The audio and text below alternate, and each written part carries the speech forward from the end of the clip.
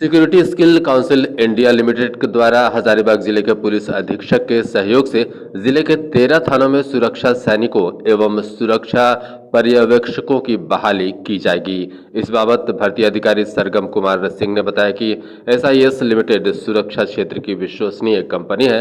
श्री सिंह ने बताया कि भर्ती प्रक्रिया 6 मार्च को विष्णुगढ़ थाना परिसर, 10 मार्च को चरही थाना परिसर, 11 मार्च को चौपारण थाना परिसर, 12 मार्च को दारू थाना परिसर, 13 मार्च को इचाक थाना परिसर, 14 मार्च को सदर थाना परिसर, 15 मार्च को मुफस्सिल थाना परिसर, 16 मार्च को कटकमसांदी थाना परिसर, 17 मार्च को केरेडारी थाना परिसर, 18 मार्च को टाटी झरिया थाना परिसर और 19 मार्च को बरही थाना परिसर में की जाएगी।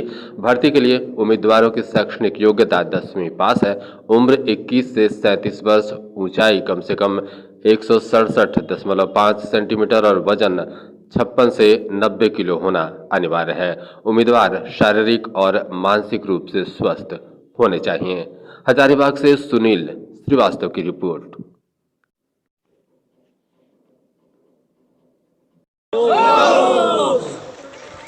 साथ रेडी, अब